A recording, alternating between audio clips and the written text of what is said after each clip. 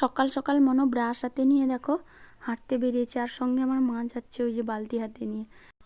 যাই হোক, অভিদীপা ব্লকে সবাইকে শুভ সকাল জানাই। আর কাল রাত্রে আমি বাবার বাড়িতে এসেই দেখেছি যে প্যান্ডেলটা সবে তৈরি হয়েছে, আর আজকের নাকি পুরো প্যান্ডেলটা কমপ্লিট করতে কিছুক্ষণ পরে সবাই আসবে। আর তো কালকে রাত্রে আমি এসেই দেখেছি, আর আজকে সকালে তোমাদের সঙ্গে শেয়ার করে নিলাম। আর দেখো তারপরেই আমি দাঁত মাজতে চলে এলাম আমাদের ওই বাবার বাড়ির কলের কাছে। আর কলে জল পড়ছে দেখো কত কম, আর এইভাবেই জল পড়ে, জলটা ভালো পড়ে না। তো দেখো, আর আমার বাড়িতে পড়তে আসে ওরা, এই যে পড়তে যাচ্ছে দেখো সকাল সকাল। আর মনে দেখো সকাল সকাল ঘুরে ফিরে চলে এলো, আর মা দেখো বালতিতে করে গোবর বয়ে আনলো। যেহেতু পূজা পার্বণের ব্যাপার, তো গোবর তো লাগবে, আর আমাদের তো গরু নেই, তাই লোকের বাড়ি থেকে নিয়ে এলো। আর এদিকে দেখো আমি তারপরে চা করতে চলে এলাম সবার জন্য, যেহেতু লোকেরা বাইরে কাজ করতে চলে এসেছে ওই প্যান্ডেলের লোকেরা, তাই আমি চা করছি সবার জন্য। তাছাড়া লোকেরা আসুক আর না আসুক, বাবার বাড়িতে সকাল সকাল প্রত্যেক দিনই চা হয়, সকাল কেন সন্ধ্যাতেও চা হয়। আর এদিকে বৌদি দেখো আলুর তরকারি করবে, কারণ তাদেরকে তো মুড়ি দিতে হবে।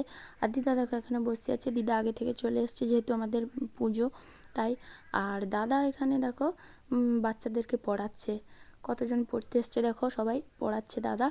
আর দেখো বাইরে এই যে লোকেরা চলে এসছে কাজের জন্য। তো যেহেতু পূজার ব্যাপার, সব কিছু তাড়াতাড়ি না রেডি হলে একটা চিন্তা থাকে, তো চলে এসছে দেখো কাজের জন্য সবাই। তো এবার চলো আরও কিছু জিনিস দেখাই তোমাদেরকে। দেখো রাস্তার দিকে চলে এলাম, আর দেখো প্যান্ডেলের অনেক কিছু জিনিস আছে এখানে পড়ে আছে, চেয়ার আর কাপড়, প্যান্ডেলের আরও কাপড় চোপড় এখানে পড়ে আছে দেখো। আর আকাশটা দেখো মেঘলা মেঘলা ভাব, ঝলমলে রোদ নেই। তো চলো এবার প্যান্ডেলের কাজ কতটা হয়েছে চলো তোমাদেরকে দেখাই।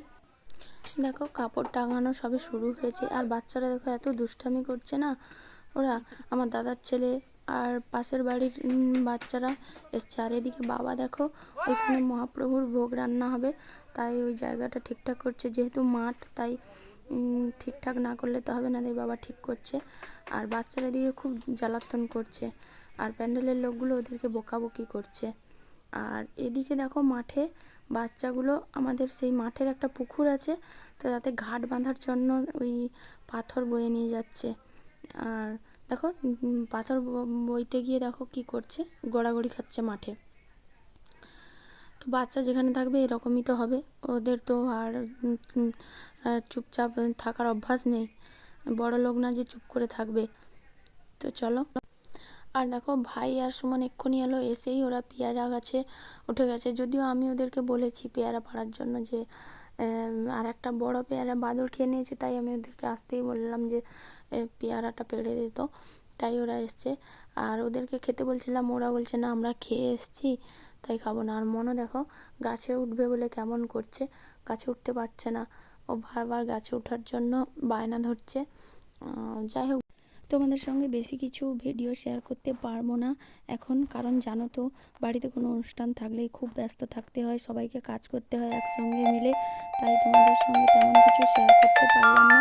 যাই হোক, এই ব্লগটা আজকের এই পর্যন্তই। সবাই ভালো থেকো, সুস্থ থেকো, আর পরের ব্লগের জন্য চোখ রাখো, তো পুজোর ভিডিও আসবে।